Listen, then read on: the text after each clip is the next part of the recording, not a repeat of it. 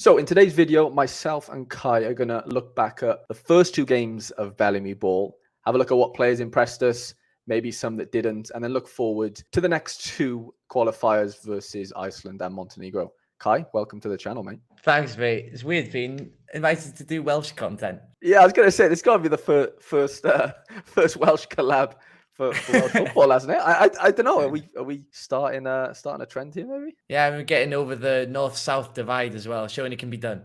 100%, mate. Yeah, there's no divide here. Wales is one, but yeah, first collab on the channel, mate. Thank you for coming on. I loved watching your breakdown of Bellamy Ball, or your two breakdowns so far on the channel. So Kai Jones on YouTube, if you've not seen it. Thanks, mate. Do you know what? I was just so excited after seeing it. It was like, everyone has to know about how good this is, how nuts it is. I never in my life I thought I'd see us play 3-2-5. Honestly, like I remember watching that first game against Turkey, and we were I think it was like 12 or 13 minutes in, and I honestly went on SofaScore. I looked at of how the game was going, and I could not believe like the amount of momentum and chances we'd had in like 15 minutes. It scared me. I was like, is this actually me watching Wales, my beloved Wales, that caused me so much pain? Even though we've had a bit of success over the last 8 years or whatever, but like last 3 or so have been fair to say, not great. And I just think, I was thinking, like, is this a dream? Like, seriously, like. It's so nice to see that how confident the players are already. But like, you have to take into account that the Turkey game, Bellamy only had like 4 days with the team, and like completely different.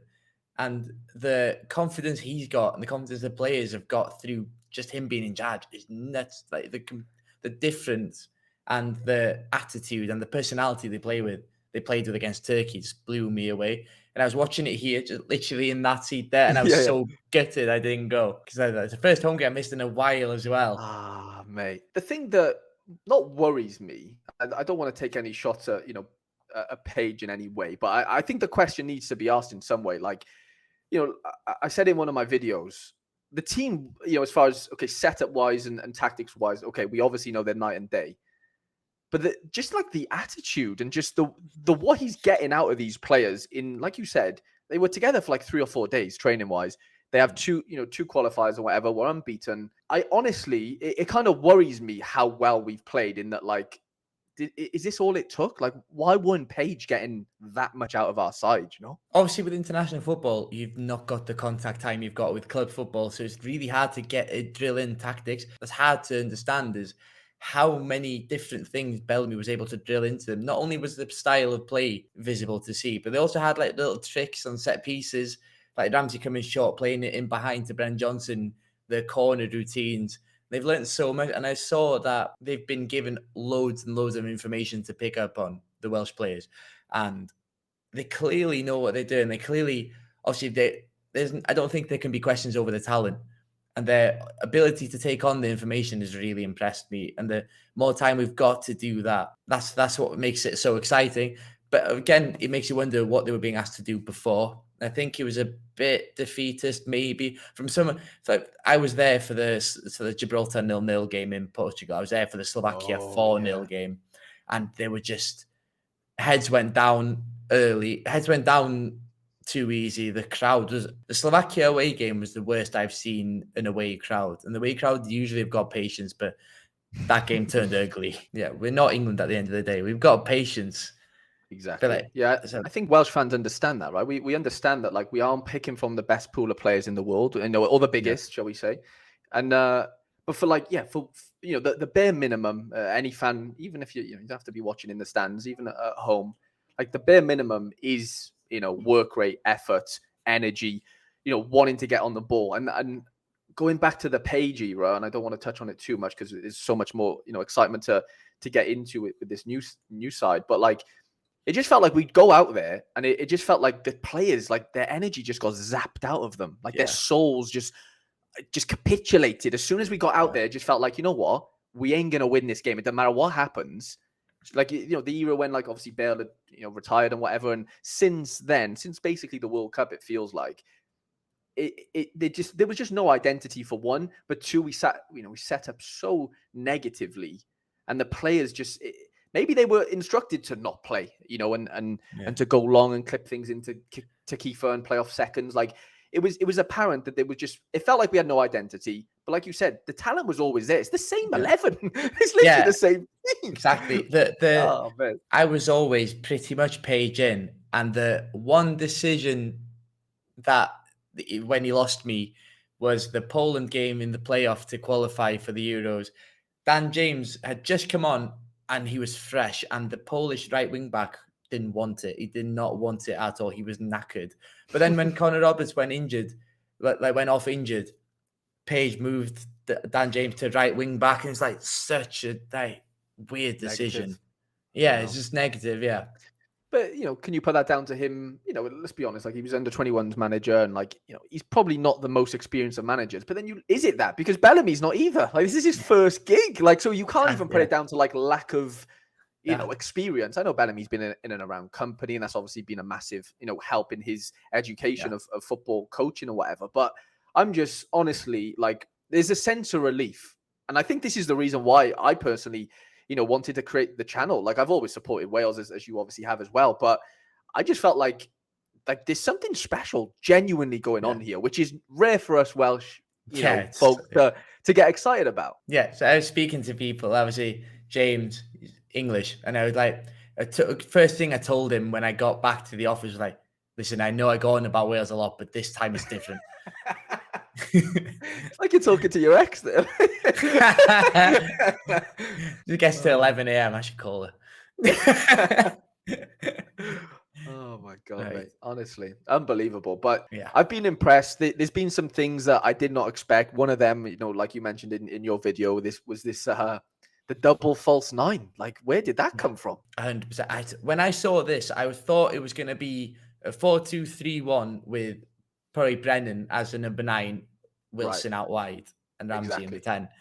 So when they lined up in a double false 9, I was like, what in the world? And it was just so good because the Turkey defenders are so used to, in international football, it's a lot of physical target men, and they're used to getting pinned. And they had no one to mark. So when they were dropping off, they just stood there watching Ramsey and Harry Wilson just doing whatever they wanted to. I also couldn't believe the amount of space we had on sort of the the wings on both sides, with obviously Robertson and Nico coming in. The amount of space Jordan James had over here, and then it was Harry Wilson was just picking up these like weird little pockets, wasn't he? Where he was just able to just drive with the ball and kind of, just sort of attack space at that point.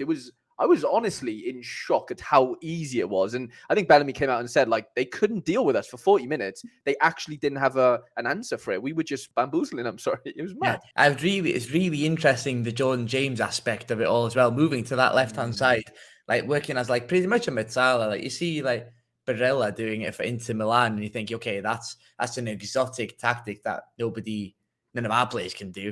But then you see John James like attacking channels when Sorba goes wider, and it's so interesting to see. There's so much moving parts in this team, and there's so much technical players that allow it to happen.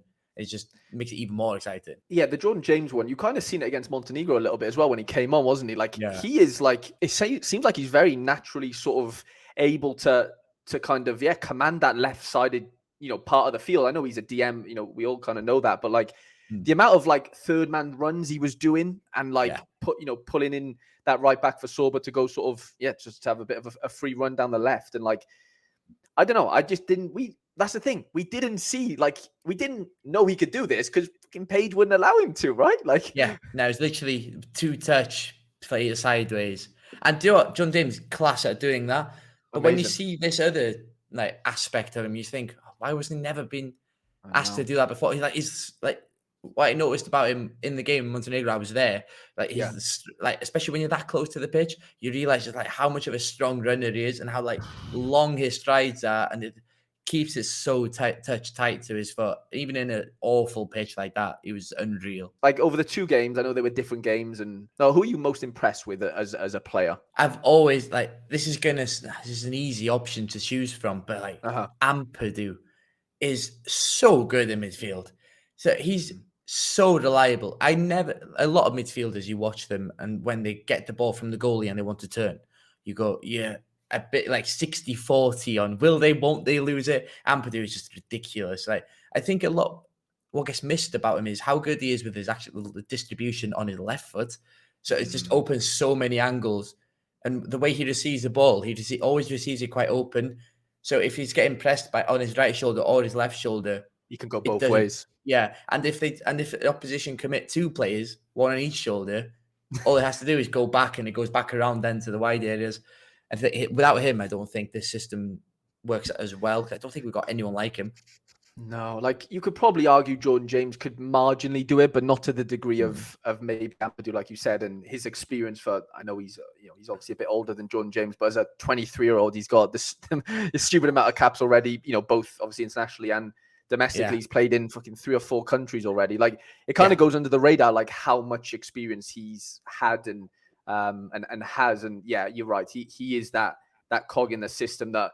It ain't the most glamorous of things. It isn't finishing goals. He isn't getting assists. He isn't, he's yeah, not going to show up on the sofa score, like 7.9 ratings and yeah, eight yeah, match ratings. Like it's not really going to happen for him. But if you watch the game, you realize that he yeah. is so vital. Completely agree. Ampadu is and it's just so reliable.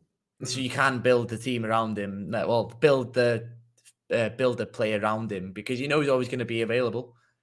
When 100%. he's not available, that's when we worry. But it's not a problem until it is a problem. And like in international football as well, like you said, it's such it's historically a bit of a slow game. It's kind of set Yeah, pieces normally, dictates, winners and losers a lot of the time. And I don't foresee there being that many number 10s that are going to really like give him that hard of a time, as in like yeah, whilst Ampazu's trying to get the ball, like out of yeah. possession, a lot of the 10s, internationally, they're a bit lazy. I just don't Yeah, think they'll. Or if they just don't play a 10, they got a couple of 9s or whatever. It doesn't really, obviously that works in Ampadu's favor. And he is exceptional. And I can't remember the last time he had a bad game, to be completely honest with you. that's exactly it. He's just always reliable. Like you said there as well, one player who's playing at 10 for us, and like he doesn't play there for his club even, Harry Wilson. Like Yeah. this could be his team. Like if he like the way he's playing at the minute, it's so overlooked. Mate, Harry Wilson, like how he doesn't play week in, week out Premier League football is just beyond me. Like it worries me because like I know they've got Right. Adama, Fulham that is Adama, one winger, Iwobi or whatever. Like they've got good players. Like we can't deny that. And there's probably a bit of a Welsh bias in there. There's going to be, but I do worry how Harry Wilson doesn't play, Yeah. good minutes in the Premier League. I really, really do. Genuinely, I really mean this. I don't think Emil Smith Rowe is better than him. He's different. I get it. But Yeah, Harry he is Wilson, he's different. just got, and I never thought Harry Wilson at Fulham has been given the chance as a 10. And we can see he's better there as a 10. Yeah, he Like haven't got his the ball legs to play wing. striking. Let's be completely honest. In the Premier Yeah. League, he ain't Adama Traore. Like we know that, No. right? And the physicality in the Premier League specifically is demanding. We know that. And Wilson, he isn't the biggest. Like we understand all those things, but you need to play to his strengths. You need to Yeah. play the ball on a half turn to him. Like in your video when you showed him like checking his shoulder and stuff Yeah. before receiving the ball, just little things like that. Not to say other professional footballers aren't doing it, but that is where Harry Wilson comes alive. And Yeah. essentially, it's not on the wing. It just isn't. Nah, he's so good at understanding where the space is as well. And that's actually quite hard when you're playing with a striker, obviously, because he played Right. obviously a double false nine against Turkey and with a striker against Montenegro, and he just did it. He's effective in both systems. It shows his intelligence of where to be and how good he is at like onboarding information. You could tell in that Montenegro game as well, although the pitch was, horrendous conditions Oh or my whatever. god! There were Yeah, so many little flicks around the corner and stuff where yeah, he's checking his shoulder and he'll just dink one around the corner. And like, no disrespect, but Montenegro couldn't really work it out. It didn't come off every time, obviously. Who's been your most disappointed? Now I know that's quite hard to say because yeah, I feel like as a 23-man squad or whatever, yeah. it's been very positive. So like whoever I'm gonna pick and whoever you are gonna pick, I'm sure it ain't gonna be that bad, if that makes sense. Like Yeah. everyone played their part, let's be real. For me, like I hate to criticize unless there's a really good reason to.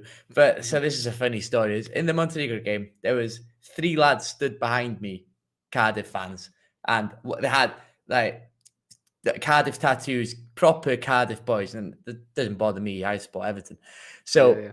there was one player though they were just giving stick to the entire Go game. on. Our player, Ollie Cooper, and I was like, Ah, so then I wasn't a fan of it. So then I was like, whenever Ollie Cooper did like pressed well, so he pressed for the second goal and like yeah, got yeah. us the ball and we worked it up the pitch and scored. But bless Ollie Cooper, Yeah, just did not have the longest. He just did not have studs long enough for the ground. So he just slipping kept everywhere. falling over. And then his like left half space of the pitch, it was the Uh-huh. worst bit of the pitch. So he kept Ah. falling over. And these lads from Cardiff Prime was not giving him a chance. And I was like, when he was doing something well, it's like, oh yeah, well done. But then he was doing stuff, and it's like, oh bless him, he's struggling.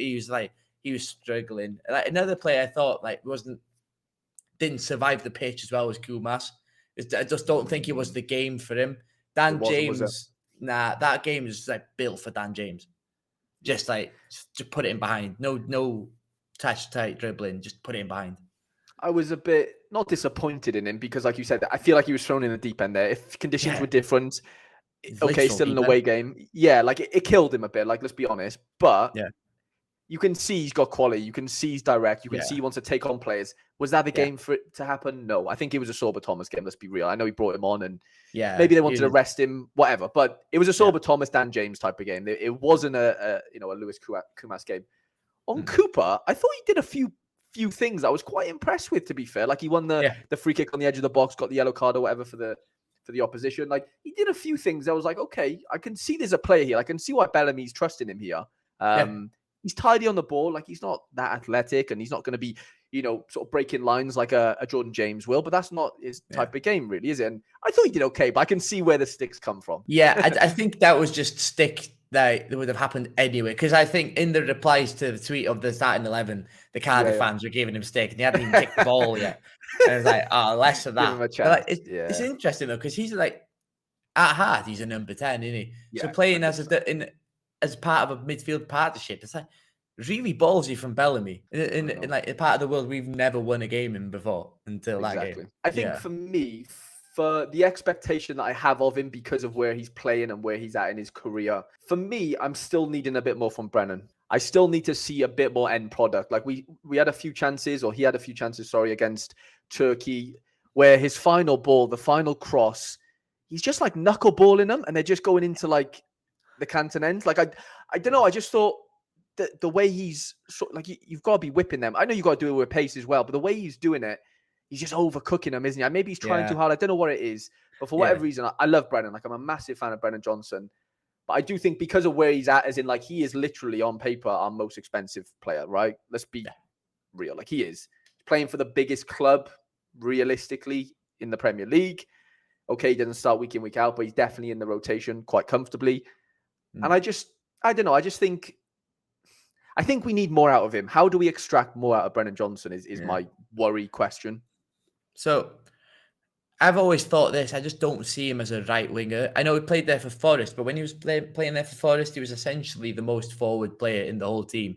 And the ball, so the average positions would be like 9 men behind the ball. Brennan right Brennan, up top. Yeah, and that's what got him into central areas. And he's a really good finisher. Mm-hmm. He hits the ball well. Yeah, maybe too well when he's crossing it because. Yeah. Like, oh, you want to cross there? I'll have the hardest cross in the world. Did you see a shot against Montenegro, which was an amazing shot, by the way? Yeah. But that's how he That crosses the goal. ball almost from the right side. Yeah. Like he's not differentiating both for whatever reason. And Yeah. is that because he probably wants to play a bit more central? I don't know. Maybe. That's what I would love to see. Because in this system, if we're playing with 2 false nines, so why can't he be one? Yeah, I think it makes perfect sense. Even personally, I think either put him on the left or put him up front. Don't put him on the right because Sorba can do that. Sorba Sorba's made the name for himself as a right wing back. Like at Huddersfield. Like I know he played on the left for us and he was class there, but like he can comfortably play either side. So playing Brennan down the middle or on the left for me just makes so much sense. Like, especially Ramsey's not going to be there forever. Right. Yeah. So like 100%. I think Harry Wilson's like that natural successor, unless maybe Colwill does something. This Ramsey false 9 thing still fascinating me though, because like it's only going to work for 70 minutes every game, realistically, right? If he's pressing all day, it ain't going to work longer than that. Yeah, and once every 2. If we've got 2 games, and now he's injured for the game against Derby on the weekend. Oh, of course. So like it comes with a cost. Yeah, in the Montenegro game, even when we didn't have subs left, he was just warming up. It's like good captain behavior, I think. Yeah, because he was out for a while, wasn't he, last season? Slipped in his house or whatever was the rumor. And I don't know, but we need a fit Ramsey, like we do. As much as Yeah. he is getting on a bit. He is our next of kin behind Bale, and Yeah. it's just we need him going into these next two games now. Then Kai, like, Mm. do you see us sort of setting up similarly? I know the first game's away, so do you think we're going to see the similar team from Montenegro? Obviously, maybe bar Kumas for that Iceland game, or do you think you'll copy the Turkey game? Well, that's a good question. So I think Iceland are there for the taking. So Yeah, they play 4-4-1-1, and it's quite direct. Like their main man is either Goodmanson, who used to be at Burnley last season, he's in the uh-huh. Saudi league now, Yeah. or Gylfi Sigurdsson, who's playing in the Icelandic league these days. Like Wow. they've not got much to hurt us with. It's just going to be tough because they are so direct, so physical. With that in mind, I don't think we should start Kiefer and try and go toe for toe physicality with them, because that's exactly what Turkey wanted us to do, and we didn't do it, and we got the better Right. of them by just like being cleverer with it.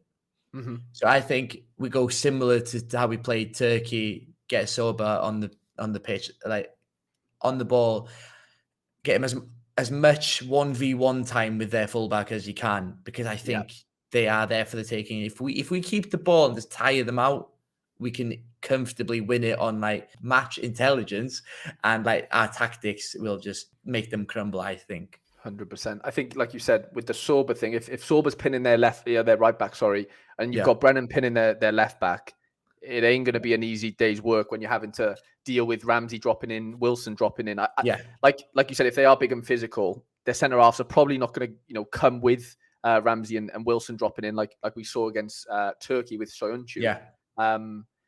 I think we've got to back ourselves, and I think Bellamy would probably do that, wouldn't he? I don't think he's scared of anyone. We've obviously seen that. Like, I think we go there and we batter them. Like this is just so weird to say from a Welsh, but I never thought we were going to batter Kai, them. what are you doing? In Montenegro, we were watching the game and we were 2-0 up, and then when the pitch started to crumble, me and my mates turned to each other and said like, "Wait until we get these on our carpet in Cardiff, we're gonna smash them." Batter of it. Yeah, Mate, so honestly, they were not that good. they weren't, with their big lumps, and They created some chances, but like they did, yeah. they Go were on. weird chances. They're funny chances. They were like Jovetic from halfway. Did you see like, the oh, overhead kick from the yeah.